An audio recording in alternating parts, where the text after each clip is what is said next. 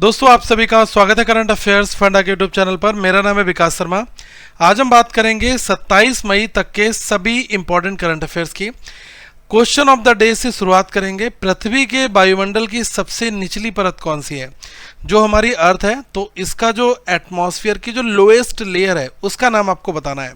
ये question GK में पूछा जाता है और मैं कहूँगा कि आप सभी को पता होगा भी। और ये जो पीडीएफ है वो आपको करंट अफेयर्स फंडा के मोबाइल एप्लीकेशन में मिल जाएगी।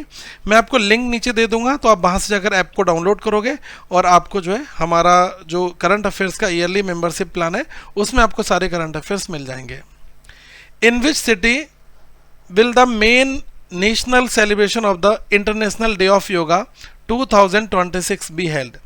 आपको हिंट देना चाहूँगा कि अभी रिसेंट में आपने देखा कि वेस्ट बंगाल में इलेक्शंस हुए और वहाँ पर बीजेपी पार्टी की जो सरकार है वो वहाँ पर बन चुकी है। शुभेंदु अधिकारी वहाँ के चीफ मिनिस्टर हैं।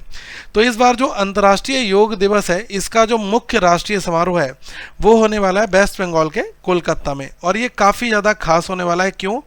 आपको बताना चाहूँगा कि 21 जून को जो हम लोग अंतर्राष्ट्रीय योगा दिवस मनाएंगे वो इस बार का जो है 12th एडिशन होगा। तो सबसे पहले आपको पता होना चाहिए कि कौन सा एडिशन इस बार होने वाला है। तो यह है 12वां इंटरनेशनल योगा डे का एडिशन 2026 में जो हो रहा है, और ये कोलकाता में बेसिकली होगा। ठीक है, इस साल की जो थीम है बहुत बहुत इंपॉर्टेंट है, योगा फॉर हेल्थी एजिंग। ठीक है, जिसका मतलब ये है कि बढ़ती उम्र के साथ जो है हम सभी को स्वस्थ रहना चाहिए। इसके लिए जो है इस बार की थीम यहाँ पर डिसाइड की गई है।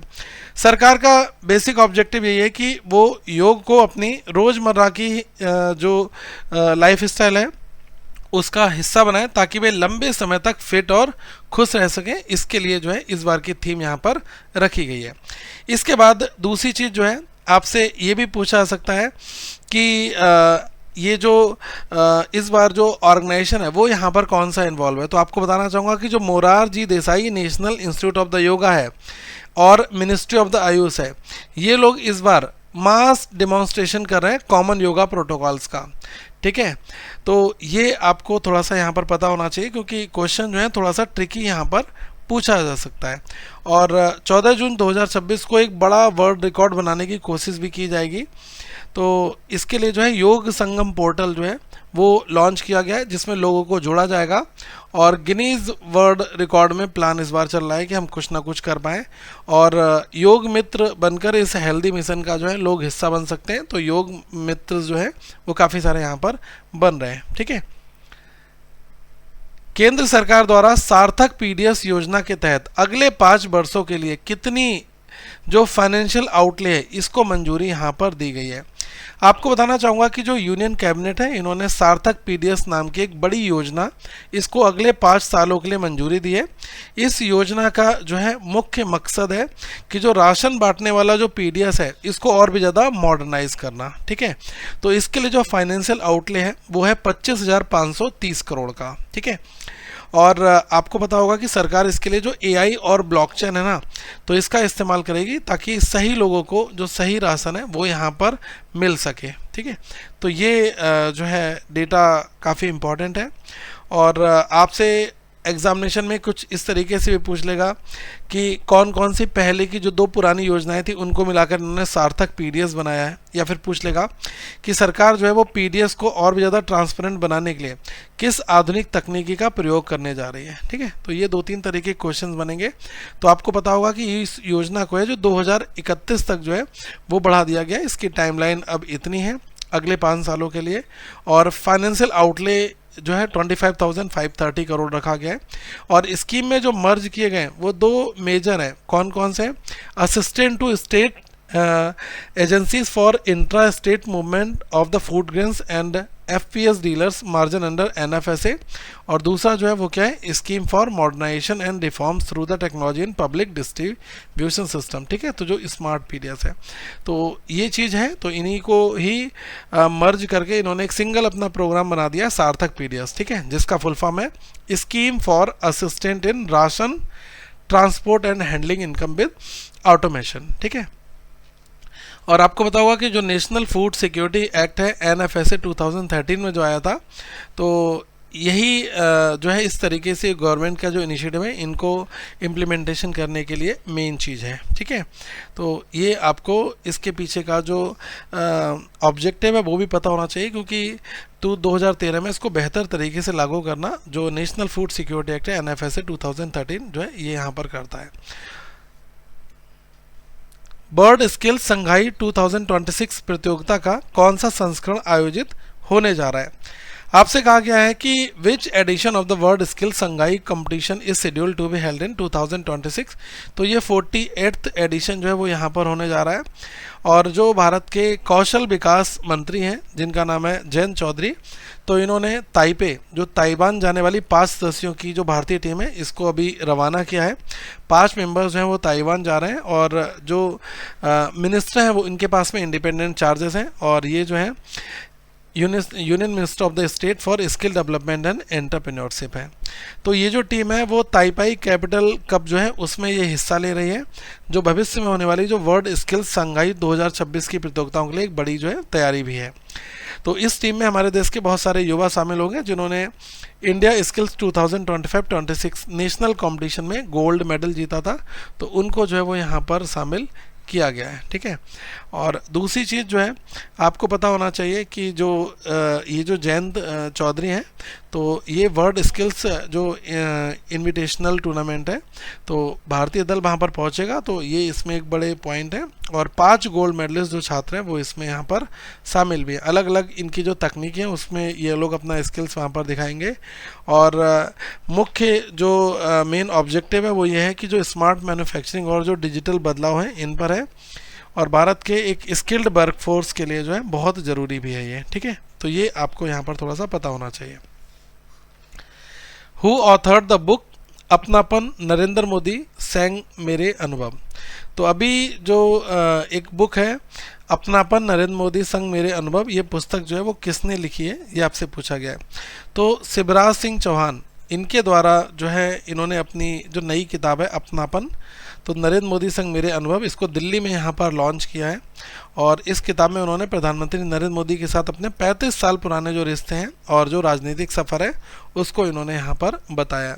एक बार मुझे कमेंट सेक्शन में बताना कि जो सेंट्रल मिनिस्टर्स हैं, सेंट्रल काउंसिल मिनिस्टर्स हैं, उसमें शिवराज सिंह चौहान जी के पास में कौन सा पोर्टफोलियो है, ये आपको कमेंट सेक्शन में बताना है।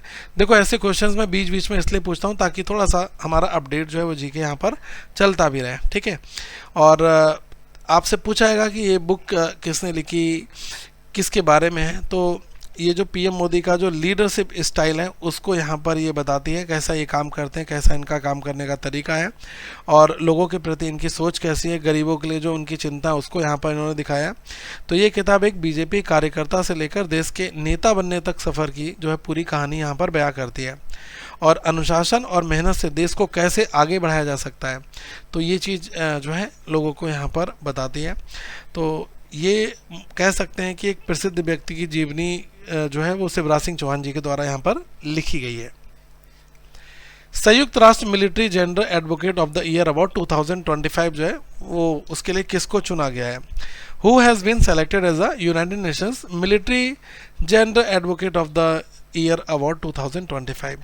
आपको बताना चाहूँगा कि जो भारतीय सेना की मेजर अभिलाषा बराक हैं, तो इनको जो है 2025 का United Nations military general advocate of the year award जो है वो यहाँ पर चुना गया है। मेजर बराक है, इन्होंने लेबनान में यूनाइटेड नेशंस की जो पीस कीपिंग फोर्स है इसके साथ काम करते हुए वहाँ की जो महिलाएं हैं और जो गर्ल्स हैं उनकी काफ़ी ज़्यादा मदद की थी, तो उस वजह से इनको चुना गया है। और आप ऐसा भी समझ सकते हैं कि जो ये भारतीय सेना की पहली महिला कॉम्बैट हेलीकॉप्टर पायलट भी यहाँ पर हैं। ठीक है, दूसरी चीज़ क्या है कि अवार्ड जो है वो इनको दिया गया है 2025 का United Nations military general advocate of the year award. ठीक है, और स्पेशल जो अचीवमेंट है वो भारत के लिए जरूर है क्योंकि भारत की जो है पहली महिला कॉम्बैट हेलीकॉप्टर ये पायलट भी है।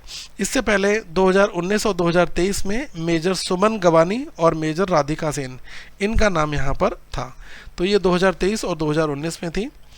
और आपको पता होना चाहिए कि ये जो अवार्ड है वो जो यूनाइटेड नेशंस के जो रेजोल्यूशन 1325 इसमें women peace and security agenda इसको आगे बढ़ाने के लिए जो है वो यहाँ पर दिया जाता है। ठीक है, तो उस वजह से जो है ये काफ़ी इंपॉर्टेंट जो है न्यूज़ आपके लिए यहाँ पर रहेगी। Who has been appointed as the new chief electoral officer CEO of the West Bengal. आपसे यहाँ पर कहा गया है कि जो भारतीय निर्वाचन आयोग ECI है, तो इन्होंने भी 1998 बैच की एक वरिष्ठ IAS अधिकारी है जिनका नाम है नीलम मीना, इनको जो है पश्चिम बंगाल का नया मुख्य निर्वाचन अधिकारी CEO जो है वो यहाँ पर नियुक्त किया है। अब जो नीलम मीना है वो इस पद पर आने वाली पश्चिम बंगाल की पहली महिला अधिकारी भी हैं यहाँ पर। और अभी जो पूर्व में CO मनोज कुमार अग्रवाल, इनको पश्चिम बंगाल के मुख्य सचिव चीफ सेक्रेटरी के पद पर जो है वो यहाँ पर प्रमोट कर दिया गया। तो पहले थे ये मनोज कुमार अग्रवाल जी, इनको जो है chief secretary of the West Bengal ये यहाँ पर बना दिया गया है। तो अब ये पोस्ट खाली था, तो इसलिए जो है नीलम मीना, इनको यहाँ पर इस पद पर जगह मिली है। ठीक है, और इससे पहले जो है ये प्रिंसिपल सेक्रेटरी थी कंज्यूमर अफेयर्स डिपार्टमेंट में, तो इनका जो है अब ये पद यहाँ पर आया हुआ है। ठीक है, तो ये आपसे यहाँ पर पूछा जा सकता है। अब देखो एग्जामिनेशन में क्वेश्चन अलग अलग तरीके से बनाए जाएंगे। वो कहेगा कि भारत में चुनाव कराने के लिए जो कॉन्स्टिट्यूशनल बॉडी है वो कौन सी है, तो ये है इलेक्शन कमीशन ऑफ इंडिया, ये है आपके लिए। अब ये भी पूछा जा सकता है कि जो मुख्य निर्वाचन अधिकारी है इसकी नियुक्ति है वो किस अधिनियम के तहत होती है। तो जो हमारे यहाँ का लोक प्रतिनिधित्व अधिनियम है 1950, जिसको बोलते हैं representation of the people act 1950, इसके अंतर्गत जो है ये जो पोजीशन है वो यहाँ पर फुलफिल की जाती है। इसमें जो गाइडलाइंस है आर्टिकल 324 में उनको यहाँ पर बताया गया है। ठीक है, हाल ही में marine products export development authority, जिसको हम लोग बोलते हैं MPEDA, इसके अध्यक्ष के रूप में किसने कार्यभार संभाला है। Who has recently assumed charge as the chairman of the Marine Product Export Development Authority MPEDA ने। तो इस पद पर जो है P जवाहर है, इन्होंने अभी अपना जो पदभार है वो यहाँ पर ग्रहण किया है। और अब ये जो marine products export development authority है इसके चेयरमैन के रूप में जो है अब ये काम यहाँ पर करेंगे। ये जो ऑर्गेनाइजेशन है, ठीक है, तो क्या होता है कि जो भारत के जो समुद्री उत्पाद हैं और जो सी फूड है, तो इसके व्यापार को बढ़ाने के लिए जो है ये काम यहाँ पर करती है अथॉरिटी। अगर बोले marine products export development authority, तो जो सी फूड वगैरह होता है ना, इसको ज़्यादा से ज़्यादा जो है प्रोक्योर किया जाए, इसकी गुड क्वालिटी हो, तो इन सब चीज़ों के लिए ये ऑर्गेनाइजेशन जो है रिस्पॉन्सिबल है। तो इसके चेयरमैन जो है वो होंगे P जवाहर। ठीक है, तो ये आपसे यहाँ पर पूछा जा सकता है। और ये 2007 के IAS अधिकारी हैं इस बैच के। और MPEDA जो है भारत सरकार की एक बहुत इंपॉर्टेंट सी फूड एक्सपोर्ट को बढ़ावा देने वाली एक संस्था है। साल 1972 के कानून के तहत जो है वो इसको इस्टेब्लिश किया गया था। ठीक है, marine products export development authority act 1972, इसके अंतर्गत जो है वो इसको बनाया गया था। और ये जो डिपार्टमेंट है वो department of the commerce, ministry of the commerce and industry, इसके अंतर्गत जो है ये फंक्शन करता है। और अभी देखा जाए कि जो इनकी एक्सपर्टाइज है वो बिजनेस और जो समुद्री क्षेत्र है तो इसमें काफ़ी अच्छी है। तो इस वजह से अब ये समुद्री व्यापार को नए लेवल पर ले जाने के लिए यहाँ पर काम करेंगे। ठीक है, तो ये यहाँ पर इंपॉर्टेंट न्यूज़ आपके लिए रहेगी। असम की पहली महिला कौन है जिन्होंने हाल ही में ITBP टीम के हिस्से के रूप में माउंट एवरेस्ट है वो यहाँ पर फतेह किया है। बहुत बहुत इंपॉर्टेंट क्वेश्चन है ये। ITBP की कांस्टेबल जो है इनका नाम है रूपमणि गौर।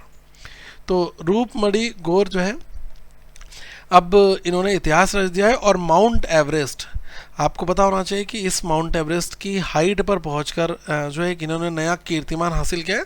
और अगर इस चोटी की हाइट की बात की जाए तो यह है 8,848 मीटर। इतनी मीटर ऊंची जो है ये माउंटेन रेंज की जो चोटी है, तो इसको इन्होंने यहाँ पर फतेह किया है। और ये पहली महिला जो है वो आसाम की यहाँ पर बन चुकी हैं। ठीक है, और ये जो मिशन था वो ITBP की 11 जो महिला माउंटेनियर्स थी तो वो लोग यहाँ पर गई थी, जो वुमेन क्लाइंबर्स थी, तो उसका ये हिस्सा थी। और पहली बार जो है यहाँ पर इनकी जो वुमेन एक्सपीडिशन टीम है वो यहाँ पर गई और उसमें जो है रूपमणि ये एक की मेंबर थी। ठीक है, तो इन्होंने वहाँ पर फतेह हासिल की। और गृह मंत्रालय की जो नारी शक्ति बंधन प्रोग्राम है इसके तहत इसको जो है लॉन्च किया गया था। तो आपसे पूछा जा सकता है कि कौन सा प्रोग्राम था। ये नारी शक्ति बंधन प्रोग्राम है। तो इस प्रोग्राम के तहत जो है ITBP की जो वुमेन है इनको यहाँ पर वुमेन क्लाइंबर्स को भेजा गया था और इसमें इन्होंने माउंट एवरेस्ट को फतेह यहाँ पर किया है। तो ये बहुत इंपॉर्टेंट क्वेश्चन आपके लिए बनेगा। According to the Reserve Bank of India एक डेटा है, what was the year on year decline in India's outbound FDI in April 2026। Question यहाँ पर कह रहा है कि जो आरबीआई है इसके अभी ताज़ा आंकड़े हैं, इसके अनुसार अप्रैल 2026 में भारत के आउटबाउंड जो एफडीआई है इसमें अगर हम एनुअली देखें तो कितनी गिरावट दर्ज यहाँ पर की गई है।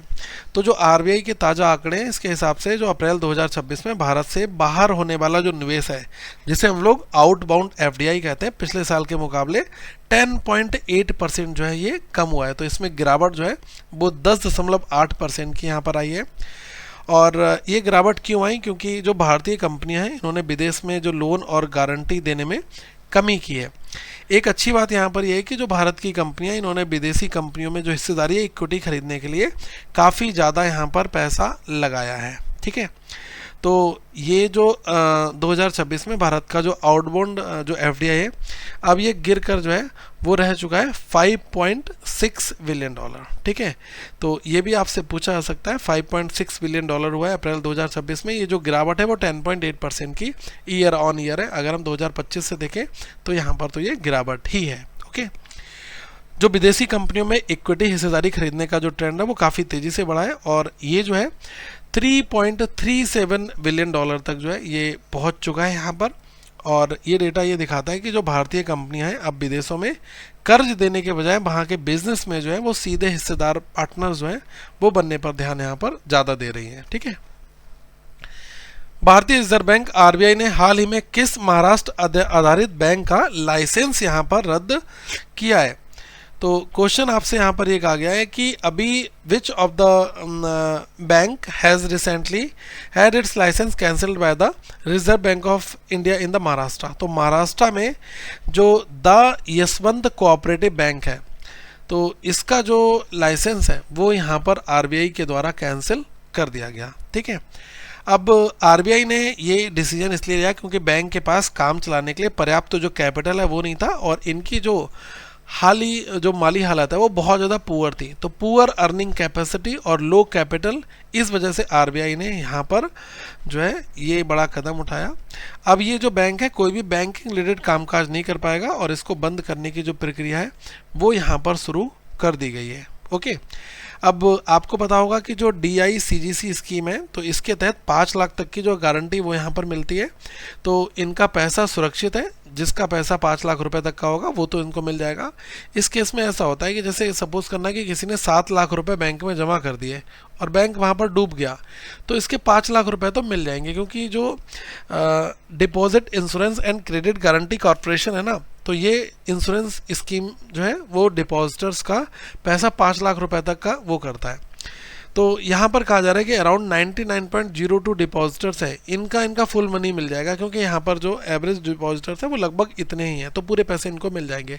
कुछ लोग 1-8% होंगे जिनका पैसा ज़्यादा जमा होगा तो उनको भी 5 लाख तक ही मिलेगा, बाकी पैसा नहीं मिलता है अगर बैंक बर्बाद हो जाता है उस सिचुएशन में। ठीक है, केविन बार्स ने किस केंद्रीय बैंक के अध्यक्ष के रूप में शपथ ली है? तो Kevin Warsh has taken oath as the chairman of the which of the following central bank. तो आपको बताना चाहूँगा कि केविन बार्स ने अभी अमेरिका का जो सेंट्रल बैंक है जिसे फेडरल रिजर्व जो है वो कहा जाता है, तो उसके जो है ये नए जो है आधिकारिक रूप में चेयरमैन बनेंगे और ये बनेंगे 17th चेयरमैन, 17वें नंबर के चेयरमैन जो है अब ये वहाँ पर बनेंगे। तो आपसे पूछा जा सकता है 17वें चेयरमैन है यूएस फेडरल रिजर्व के और इन्होंने सक्सीड किसको रिप्लेस किया है? ये है जेरोम पावेल को। ठीक है, तो ये चीज़ यहाँ पर इम्पॉर्टेंट आपके लिए रहेगी। ओके, NCLAT ने हाल ही में किस संस्था की जांच सख्ती पर फैसला किया है? जो NCLAT है recently gave a ruling regarding investigation powers to which agency. तो अभी जो NCLAT आपको पता है कि एक बड़ी जो है कानूनी संस्था है, इसने साफ कर दिया है कि जो NCLAT है वो सीधे तौर पर SFIO को किसी कंपनी की जांच करने का ऑर्डर नहीं दे सकती।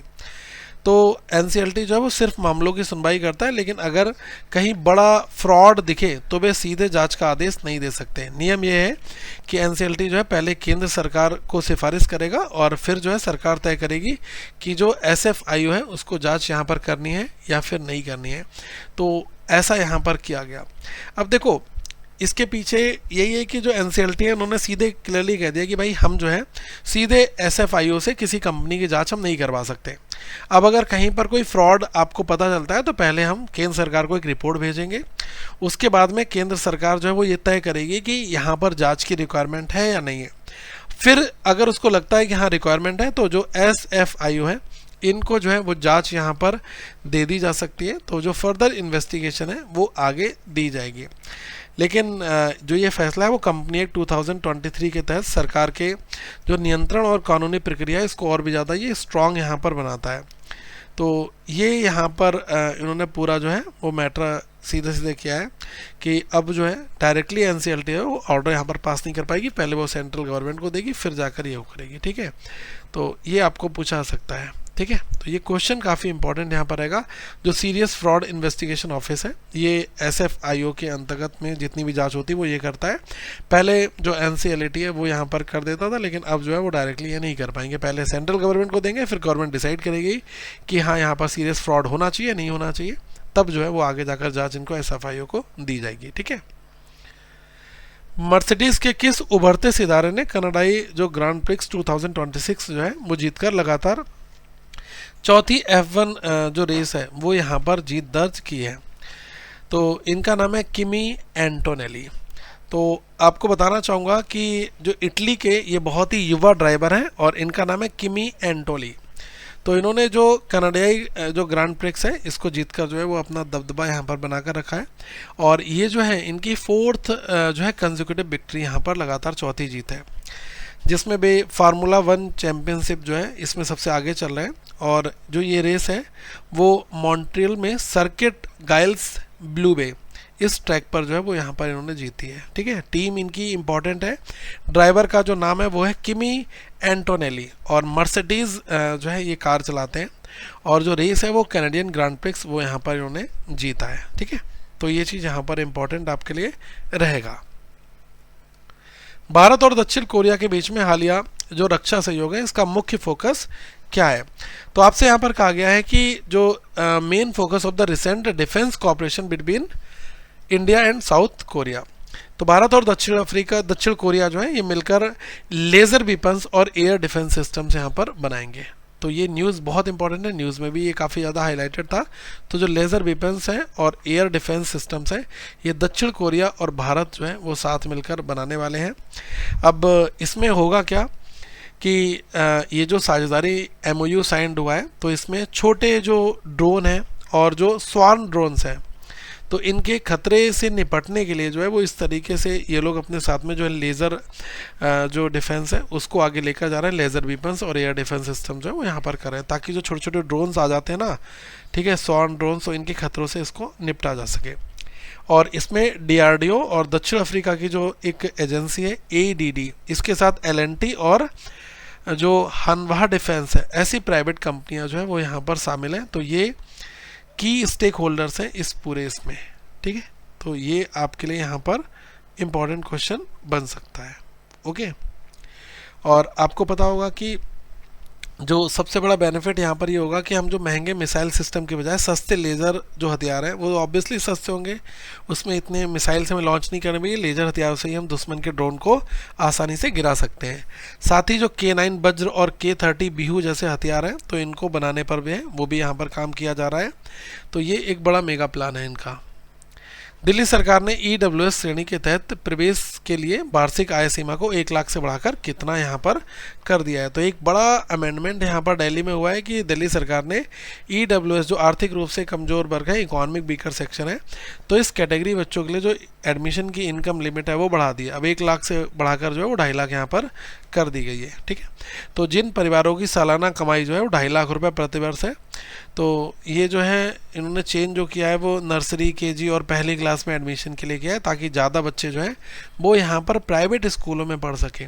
अभी आपने देखा कि जो दिल्ली की गवर्नमेंट है कहा जा रहा है कि दिल्ली के सरकारी स्कूलों को इतना बेहतर बनाना चाहिए कि वहाँ पर जो इकोनॉमिक वीकर सेक्शन है कम से कम वो लोग भी जो है सरकारी स्कूल में पढ़ें, तो उसके लिए प्रयास ज़्यादा किया जाना चाहिए। बट अभी दिल्ली की गवर्नमेंट ने जो EWS है इसका क्राइटेरिया अपडेट कर दिया है कि अब जो है रिजर्व सीट्स हम प्राइवेट स्कूलों में भी देंगे और प्राइवेट स्कूल्स में ये बच्चे जाकर राइट टू एजुकेशन जो एक्ट है 2009 उसके तहत यहाँ पर जाकर ये कर सकते हैं। ठीक है, तो इसमें जो है इकोनॉमिक वीकर सेक्शंस का एक अपना कोटा होता है, तो चाहे नर्सरी KG हो, क्लास 1 हो, तो इन सब से जो है आगे फर्दर दिल्ली में प्राइवेट स्कूलों में जो है पढ़ाई यहाँ पर 25% सीटों के साथ में आरक्षित रहती है। तो दिल्ली की जो DOE है, Delhi government directorate of the education, तो इन्होंने एक नोटिफिकेशन जारी यहाँ पर किया है। ठीक है, तो लिमिट कितनी इंक्रीज़ कर दी है वो चीज़ यहाँ पर इंपॉर्टेंट रहेगी।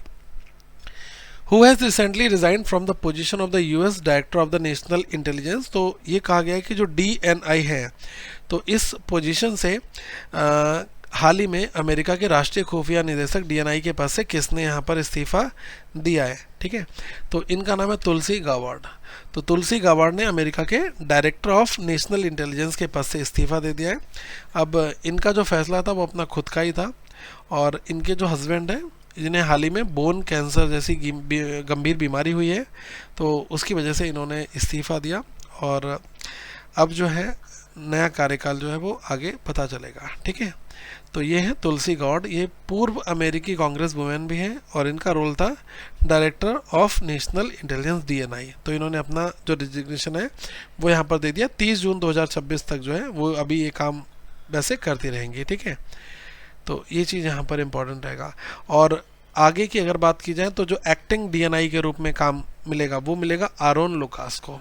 ठीक है, तो ये आपसे यहाँ पर पूछा जा सकता है कि आरोन लुकास जो है वो अब आगे जो है एक्टिंग जो DI है इनके तौर पर जो है वो यहाँ पर रहेंगी। ठीक है, तो ये चीज़ आपके लिए एग्जामिनेशन पॉइंट ऑफ व्यू से भी इम्पोर्टेंट है कि अगला जो नेक्स्ट है वो कौन रहेगा, तो ये चीज़ यहाँ पर रहेगा। ओके फाइन, तो ये थे आज के क्वेश्चंस और आपको 5 क्वेश्चंस मैं हमेशा देता हूँ, तो ये आज के 5 क्वेश्चंस हैं, इनका आंसर आप लोग कमेंट सेक्शन में मुझे दीजिएगा। ये है लास्ट कल के क्वेश्चन, जिन लोगों ने इसके सही जवाब दिए तो आप लोग आगे ट्राई जरूर करिएगा और आगे भी आपको ऐसे ही क्वेश्चंस मिलेंगे। Which Indian state has the highest number of the districts, Uttar Pradesh है।